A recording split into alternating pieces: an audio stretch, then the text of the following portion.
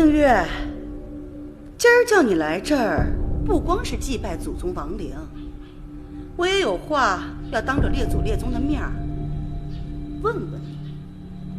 你父母过世的早，你从小就在我们张府长大。你说，全府上下的人有没有把你当做一个小姐一样看待？映月自知，姨母和张家待映月恩重如山。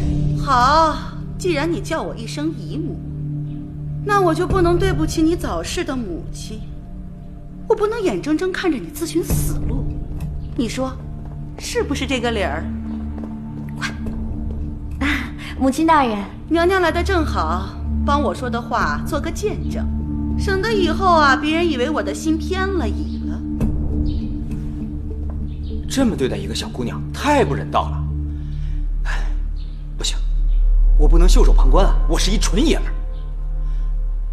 母亲大人，江妹妹不管犯了什么错，也不能这样责罚她呀。我这责罚算轻的了。映月，那日在太液池娘娘落水一事，你是要负全责的。我不管你是有心还是无意，她既为你的姐姐，你就应该时刻敬重和保全她才是。那日我也没怎么着，再说我自己也不是很在意。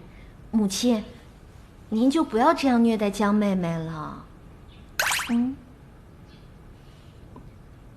哎呦，江妹妹！太子殿下驾到！太子吉祥！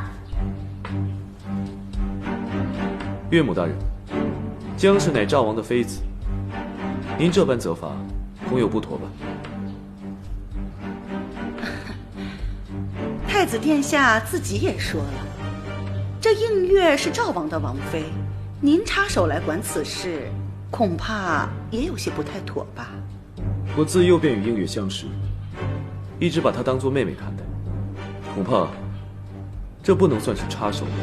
本是一起长大的孩子，以兄妹相称自然是好事，可毕竟男女授受不亲，况且殿下和映月又都各自婚娶，我是怕这越是亲近的兄妹之情，越会让殿下您遭受非议啊。